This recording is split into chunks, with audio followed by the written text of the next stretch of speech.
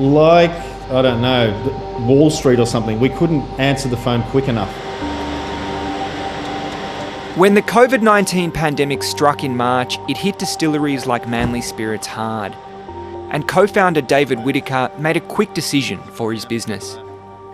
Hospitality was, closed, so we were just about to, maybe lay off all our bar hospitality people. So it was like the worst time for all this. But because we decided to pivot into sanitiser, meet a market need that was really needed at the time. They were floored by the initial response, but it was short-lived.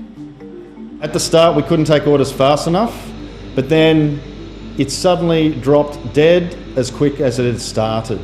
Essentially 6 weeks in from when we'd begun, we've hardly sold anything in the last 2 months. That drop-off was due to dozens of other local players entering the market. The market at the moment's fairly flooded, so price probably halved.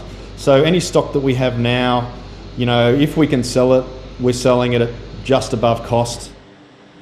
What we did was to allow certain recipes that the World Health Organization and the Food and Drug Administration of the US had found to be active in killing bacteria and viruses.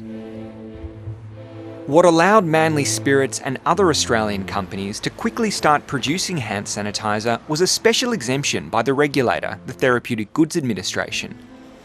TGA Chief John Skerritt says the exemption removed a long-standing requirement for sanitisers to receive TGA approval, but only if they met a specific recipe. And they're pretty simple recipes. They've got to be to a particular recipe, and there's other controls to prevent, this area being exploited.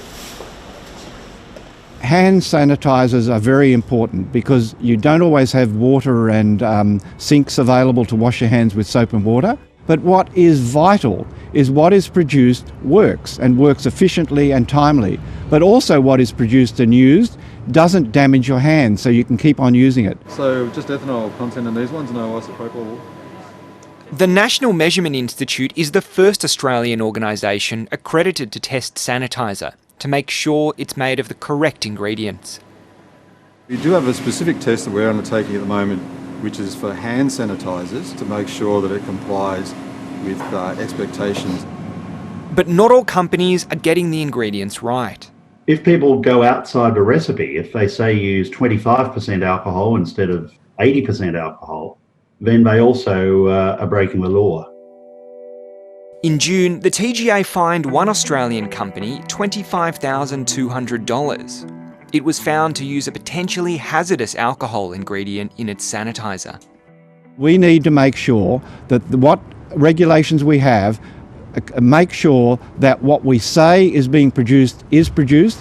There's also strict controls on how hand sanitiser can be advertised, unless they've received specific TGA approval.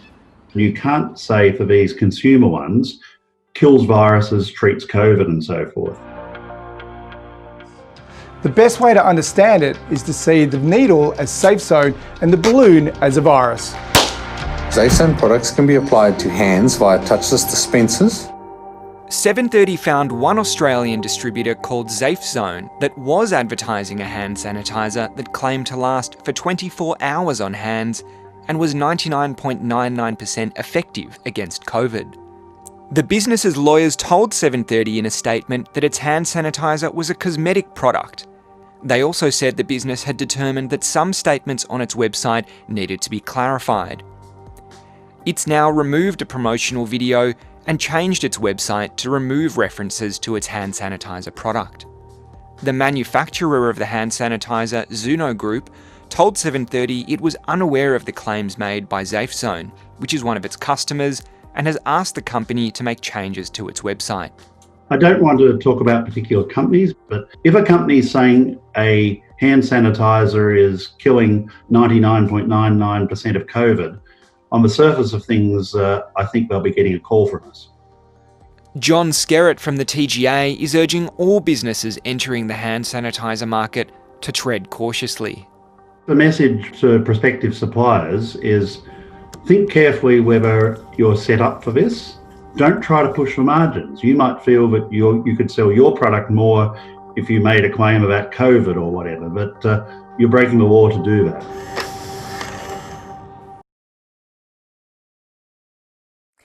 Hi, I'm Lee Sales. Thanks for watching this story. If you'd like to watch more of 730's stories, they are on the left of your screen. And tap on the button below to subscribe and get the latest from ABC News.